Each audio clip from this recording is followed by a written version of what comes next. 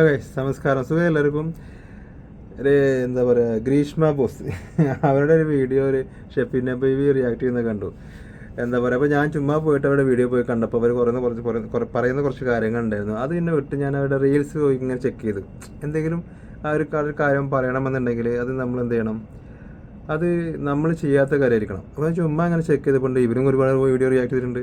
Big ബോസിനെ, ആ K K ഫാമിലിയെ, മൃണാൾ കിച്ചണോ ആ ഹോട്ടലിലെ അതിനെ, പിന്നെയും കുറേ ഉണ്ട്.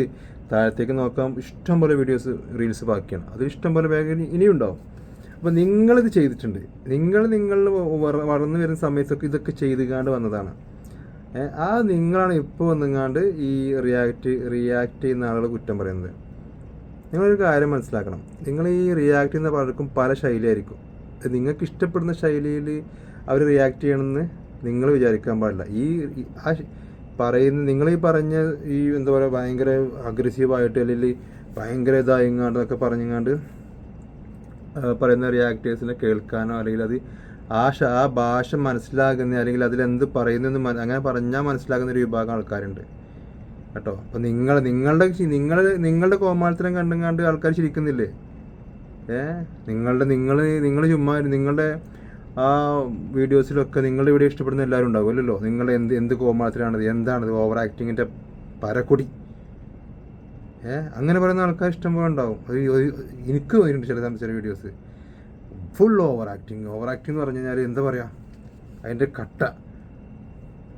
അപ്പം അങ്ങനെ എല്ലാവരും ഇഷ്ടപ്പെടില്ല. എന്ന് വെച്ചാൽ നിങ്ങളുടെ ശൈലി മാറ്റുമോ? ഇല്ലല്ലോ. അതുപോലെ ഇനിയും മനസ്സിലാകുന്നുണ്ടെങ്കിൽ അഭിലാഷ് വായിക്കുന്ന പോലെ അല്ല ആഷ്മി വായിക്കുക, ആഷ്മിയെ പോലെ അല്ല അർഷൻ വായിക്കുക, അർഷനെ പോലെ അല്ല വിനു വായിക്കുക ന്യൂസ്. മനസ്സിലായില്ലേ? അവിടെ അവതരണമൊക്കെ വേറെ ശൈലിയല്ലേ? അതുപോലെയാണ്. അപ്പം ഈ ഓരോരുത്തരും ഇഷ്ടപ്പെടുന്ന ആൾക്കാരുള്ളത് പോലെ തന്നെ റിയാക്ടിങ് വീഡിയോസിന് ഇഷ്ടപ്പെടുന്ന ആൾക്കാർ, അവരവരെ ഇഷ്ടപ്പെടുന്ന ആൾക്കാർ, ഇപ്പം അനന്ത് ആയിക്കോട്ടെ, സ്പീസേഴ്സ് ആയിക്കോട്ടെ, അതുൽ ആയിക്കോട്ടെ, ഷെഫീന ബീവി ആയിക്കോട്ടെ, ആരും ആയിക്കോട്ടെ, അവരവരെ ഇഷ്ടപ്പെടുന്ന ആൾക്കാർ ഉണ്ട് ഇഷ്ടം പോലെ, നിങ്ങളെ ഇഷ്ടപ്പെടുന്ന പോലെ. മനസ്സിലായില്ലേ? അതുകൊണ്ട് നിങ്ങൾക്കിപ്പോൾ ഒരു കണ്ടൻറ്റും ഇല്ല, നിങ്ങൾ ചുമ്മാ ഏക്കട്ടി കിടക്കുമ്പോൾ എന്താ പറയുക, വെറുതെ വന്നുങ്ങാണ്ട് റിയാക്ടേഴ്സിനെ വന്നുങ്ങാണ്ട് റിയാക്ട് ചെയ്ത് കളയാം. അത് റിയാക്ഷനല്ലേ? റിയാക്ടേഴ്സിനെ റിയാക്ട് ചെയ്യുക. പറഞ്ഞു പോകുന്നതിൽ നിങ്ങൾ സ്വാതന്ത്ര്യമാണ്. അപ്പോൾ നിങ്ങൾ വെറുതെ വന്ന് പറയുമ്പോൾ തിരിച്ച് അങ്ങനെയല്ല കേട്ടോ, ഇങ്ങനെ വേണമെന്ന് പറഞ്ഞതിൽ ഞങ്ങൾ സ്വാതന്ത്ര്യമാണ്. അത് അങ്ങനെ കാണുക കേട്ടോ. പിന്നെ അതുപോലെ തന്നെയാണ് ഈ പറഞ്ഞ കാര്യം. നിങ്ങൾ ചെയ്യാത്ത കാര്യമാണെന്നുണ്ടെങ്കിൽ മാത്രം നിങ്ങൾ എന്ത് ചെയ്യുക, അതെടുത്തിങ്ങോട്ട് പറയാം. ഒരു ഇഷ്ടംപോലെ പൊട്ടി മുളക്കുന്നെന്ന് പറഞ്ഞത് കണ്ടുപിടിക്കുന്നു പറഞ്ഞു. ഫാമിലി വ്ളോഗേഴ്സ് അങ്ങനെ തന്നെ ഈ സമയത്ത് അറിഞ്ഞം പറഞ്ഞ. പിന്നെ എന്തുകൊണ്ടും ഫാമിലി വ്ളോഗേഴ്സിനെക്കാട്ടിലും കുറച്ച് മെച്ചൂർഡാണ് ഈ റിയാക്ടിങ് വീഡിയോസ്കാർ. ഞങ്ങളാരും ഇന്നെ കൂടുന്നുണ്ടോ, ഞാൻ ഇന്നലെ മുളച്ചാട്ടോ. ഈ റിയാക്ടിങ് വീഡിയോയിലുള്ള ആരും കുടുംബത്തിനെ വെച്ചിങ്ങാണ്ട് കളിച്ചിങ്ങാണ്ട് പൈസ ഉണ്ടാക്കുന്നില്ല. അതാണ് ഏറ്റവും വലിയ കാര്യം. മനസ്സിലായില്ലേ? ആ മാന്യത ഇല്ലാത്ത കാര്യം കുടുംബത്തിനെ വെച്ചിങ്ങാണ്ട് ഞങ്ങൾ ഡിവോഴ്സ് ചെയ്യാൻ പോകുന്നു, ഡിവോഴ്സ് ചെയ്തു, എന്നിട്ട് പിന്നെയും പോയിങ്ങാണ്ട് അമ്പലത്തിൽ വെച്ച് കല്യാണം കഴിക്കുക, പിന്നെ എൻ്റെ പെണ്ണുങ്ങൾ ചാടിപ്പോയി, അല്ലെങ്കിൽ ഞാൻ ഓളെ പിന്നെ എടുത്തു, മറ്റത് മറിച്ച് എത്ര എണ്ണം ഓരോ വണ്ടി വാങ്ങുന്നതിനൊക്കെ. നിങ്ങൾ ഈ ഫാമിലി വ്ളോഗേഴ്സിൻ്റെ പോലത്തെ ചളി പരിപാടിയോ ചളി കാര്യങ്ങളോ ചളി തോട്ടോ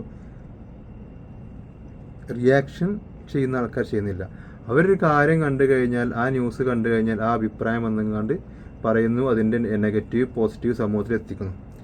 മനസ്സിലായില്ലേ? അല്ലാതെ എന്തെങ്കിലും കോമാളിത്തരം കാട്ടിങ്ങാണ്ട് ആൾക്കാരെ ചിരിപ്പിച്ച് അങ്ങനെയൊന്നുമില്ല കേട്ടോ. അതാദ്യം മനസ്സിലാക്കുക. അത് അവിടെ പോയി കണ്ടപ്പോൾ നിങ്ങളുടെ വീഡിയോ കുറേ മുന്നേയൊക്കെ ഞാൻ കണ്ടതാണ്. ഭയങ്കര ഓവർ ആക്ടിങ് ആണ്. അന്നേ എനിക്ക് തോന്നിക്കണേ.